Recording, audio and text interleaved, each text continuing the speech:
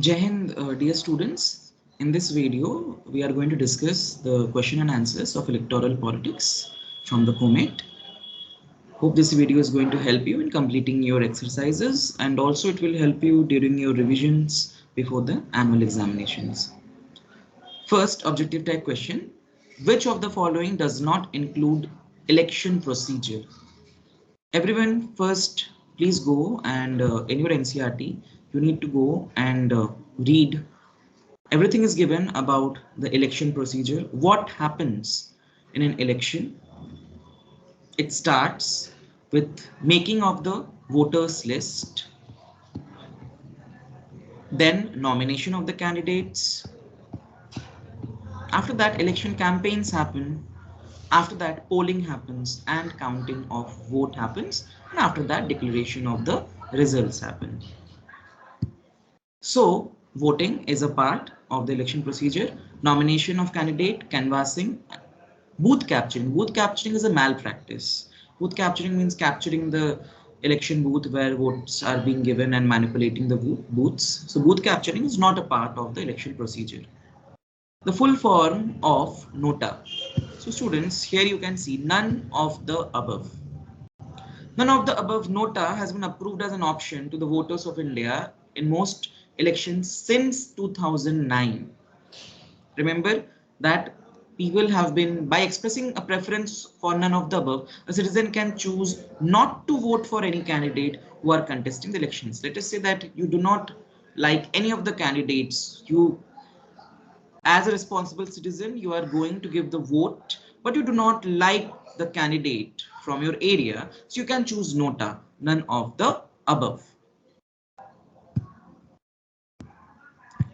Next, legal declaration or affidavit includes the details of assets and liabilities too. Students, you all should know that an electoral candidate, that is a candidate who is going to contest election, that person needs to give some details to the public and to the election commission. So it is saying assets and liabilities. Assets means how many properties he has, how much money he has, and liability means if any loan he has taken or his family has taken, anything it is there with the bank. That is assets and liabilities. So you all will see it here. A question also is there that what details a candidate needs to furnish as being a candidate.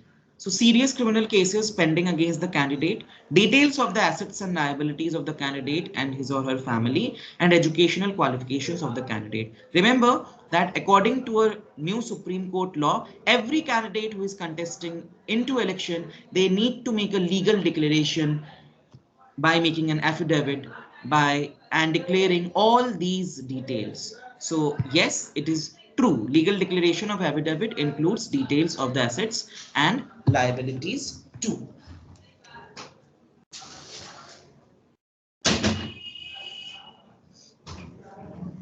Next question.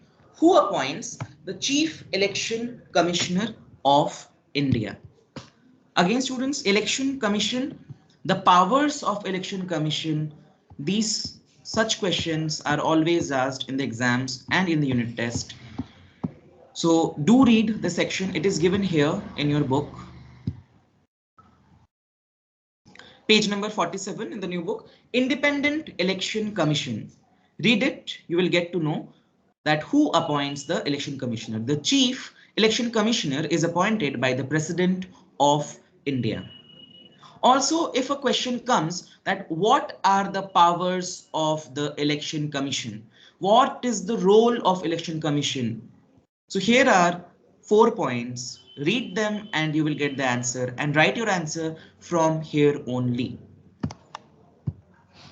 So how many Lok Sabha constituencies are there at the present? So students, there are at present 543 Lok Sabha constituencies all over India. Which state has more than 75 Lok Sabha constituencies? Our state, that is Uttar Pradesh, has more than 75 Lok Sabha constituencies. Area wise, which is the largest Lok Sabha constituency? So area wise, Ladakh is the largest Lok Sabha constituency in our country. Which of the following option best signifies this cartoon? So student, this cartoon is given here in your book.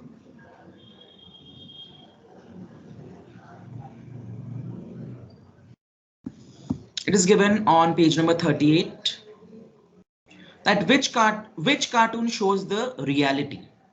Here in this cartoon you all can see मेरे पास vote है, that is the voter. He is upside down hanging the candidate and he's saying मेरे पास vote है, and the candidate is saying मेरे पास योजनाएं हैं, घोषणाएं हैं, वायदे हैं. That is, it is showing that the voter is the powerful person. And the next, it is showing that the voter is always deprived. The voter is hungry. You can see a hungry dog waiting for a chapati. He's hungry. He wants some food. And here you have the neta and the candidate. He's giving one chapati, that is represents the promises. The meaning what? The voter, the common people who give vote, they are always in need. They are always deprived. Their needs are never fulfilled by the political parties, by the candidates. So, in this, the best one option is voters are deprived forever. Now, state three main characteristics of the election system in India. What are the main characteristics of election system in India? So, students, this is a short answer question. Also, you have the same question as a long answer question also as question number 5. Explain the features of election system in India. So here you will have to write more than 3 features. Here you can write that what are the features. So in India you have universal adult franchise. You can write that is the first feature. Each and every adult has the right to give vote, exercise their voting power regardless of any discrimination. That is one. Secret ballot. What do you mean by secret ballot?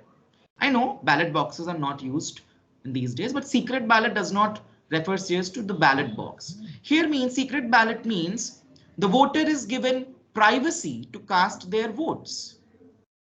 If you will ask your parents or any adult who has gone to give vote, there is a chamber where there is no one else in that chamber where the EVM machine is kept and they can cast their votes. So it's done secretively. It's done in a secret manner. And later the votes are also counted properly.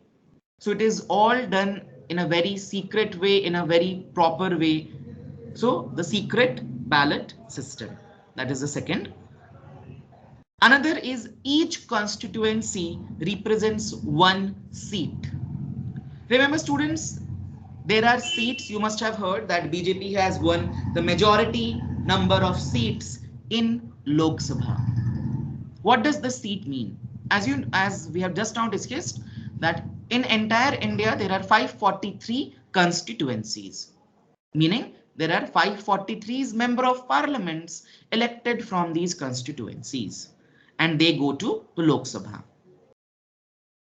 So that is why each constituency represents single seat in the Lok Sabha, and same way each state constituency represents seats in the state legislative assembly. So you will write another point, each constituency represents one seat. These are the 3 main characteristics of election system in India. I am giving you here 2 more characteristics of election system in India, which you need to write in the long answer question by explaining it. Another is impartial conduction of election by independent election commission. Election commission, which is independent, that is no other government agency, be it the judiciary, be it the parliament, be it any minister, they cannot have any influence over the election commission. And election commission impartially conducts the elections all over India.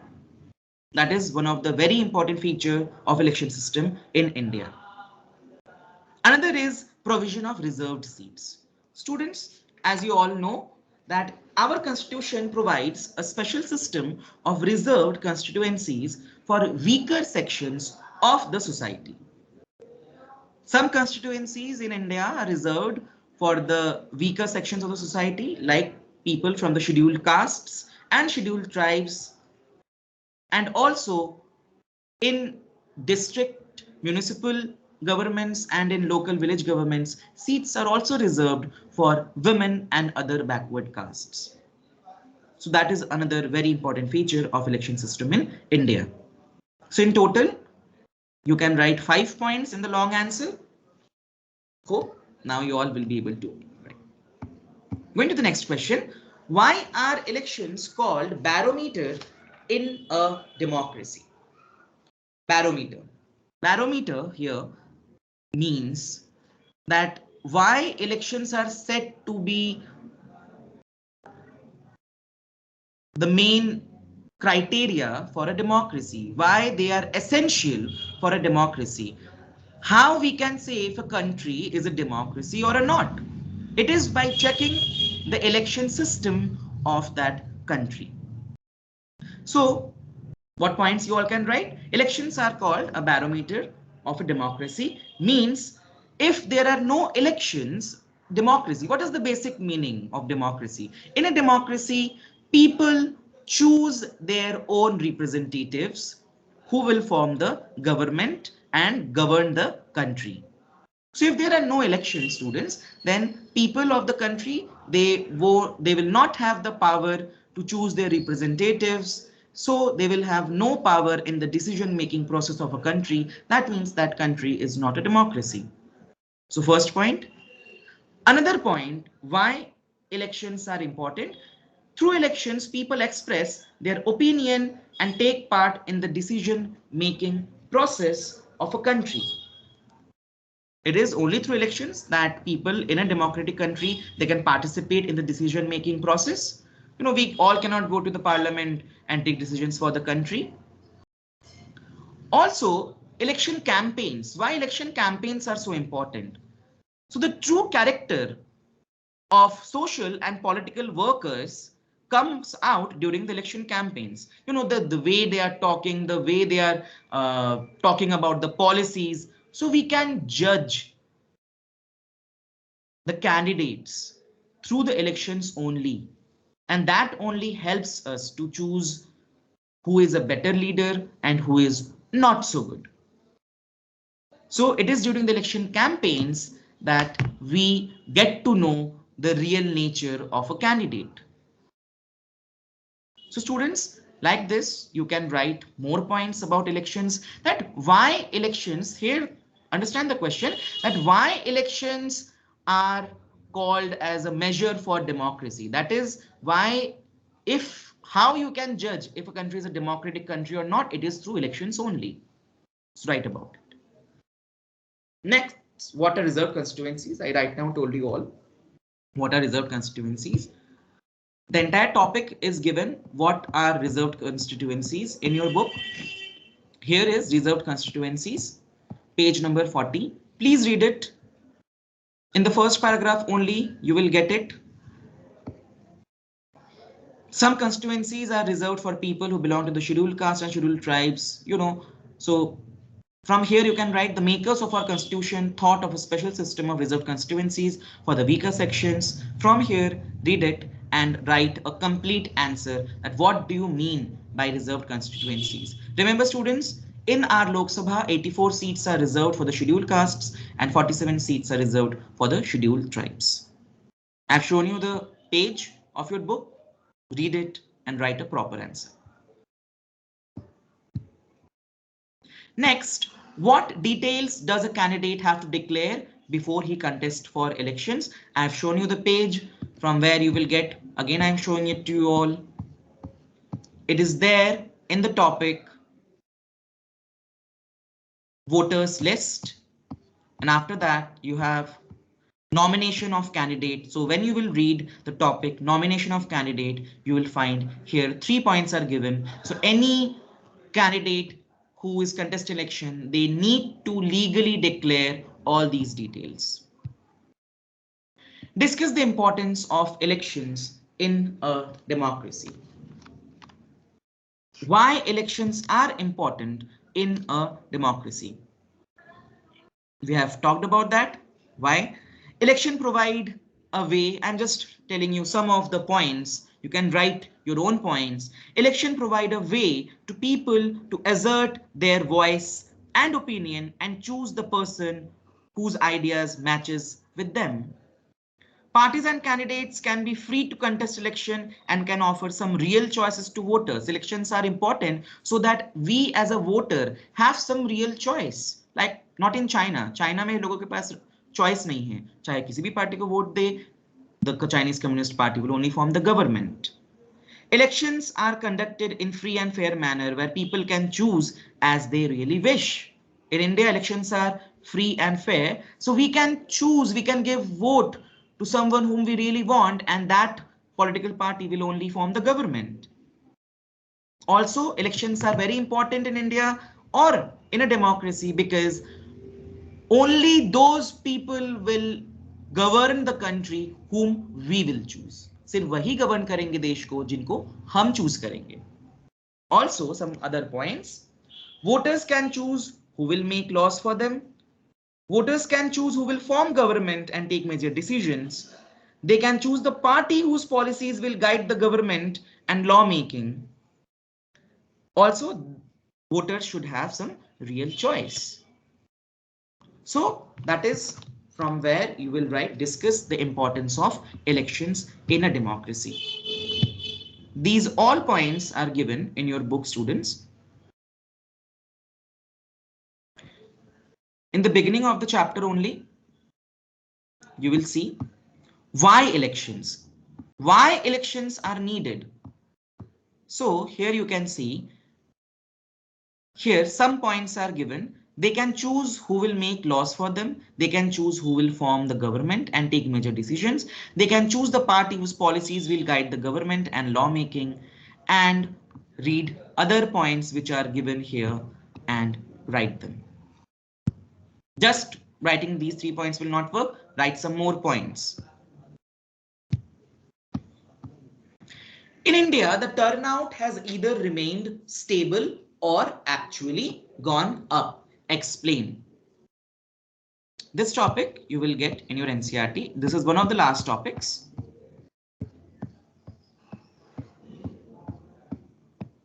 First of all, you need to write what do you mean by voter turnout.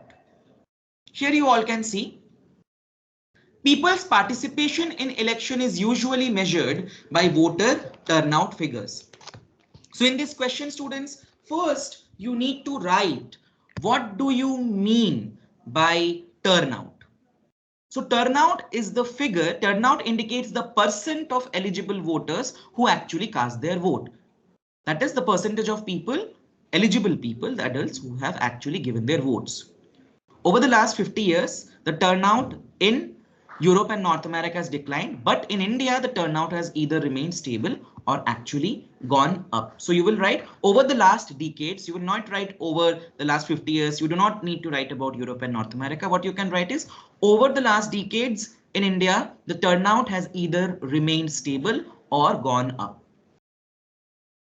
And what is the meaning of that? Uska meaning kya hai? It means that in India, common people in India, they attach a lot of importance to the system of elections. They feel that through elections, they can bring pressure on political parties to adopt policies, and also that their vote matters in the way the things are run in the country. You know, in India, especially the poor, the illiterate, the underprivileged people vote in large proportion.